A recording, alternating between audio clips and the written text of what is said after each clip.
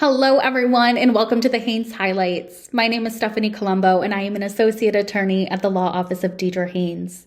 We are a family law firm based out of Indianapolis, Indiana, and we proudly cater to those families in Indianapolis as well as the surrounding areas. I wanted to hop on our channel just to introduce myself as well as briefly talk to you about a statutory requirement that is needed in order to file your petition for divorce, or as the legal world likes to call it, a dissolution of marriage. But before I do that, I want to give a strong disclaimer that this video does not secure and does not create or form an attorney-client privilege or any attorney-client relationship. So what does that mean? That simply means that I am not your attorney and you are not one of my clients or a client of the law office of Deidra Haynes just by simply watching this video. But if you are finding yourself in a situation where you are considering filing for a dissolution of marriage, or if your spouse has already done so, please call the law office of Deidra Haynes at 317-982-7396, and we will assist you and we will support you throughout this process. Now, I want to talk to you about the statutory requirement that often gets overlooked, but it is absolutely necessary in filing for a dissolution of marriage, and that is the residency requirement. Now, what does residency requirement actually mean? This simply means that if you are the filing party, if you are the one bringing a petition in front of the court for a dissolution of marriage, you must indicate to the court where you are living and how long you have lived there for. The statutory requirement in the state of Indiana is that you must have lived in the state of Indiana for a period in excess of 6 months uninterrupted and have lived in the county in which you are filing for divorce for a period of 3 months uninterrupted.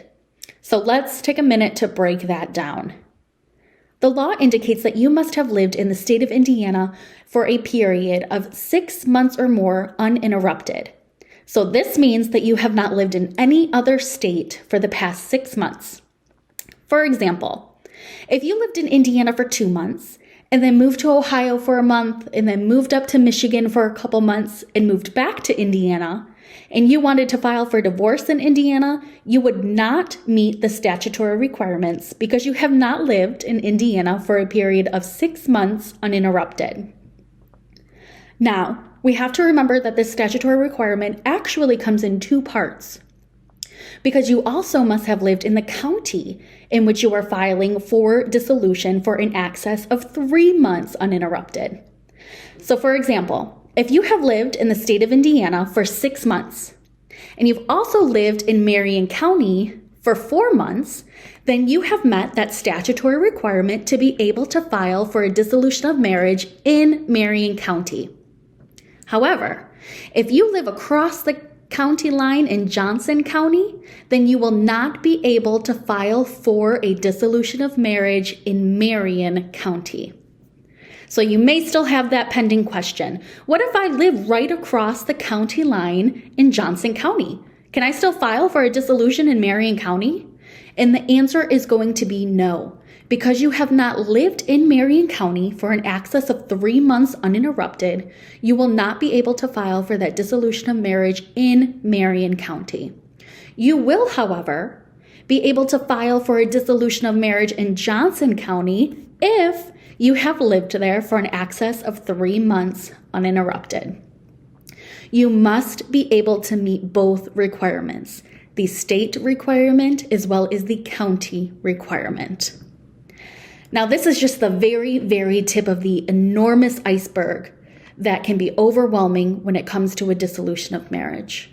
If you are considering a dissolution of marriage, or if you are already knee-deep in one, we can help. If you find yourself facing a dissolution of marriage or are considering one, please give the law office of Deidra Haynes a call at 317-982-7396. Please make sure that you like this video and subscribe to our YouTube channel to keep yourself up to date on all issues that pertain to family law.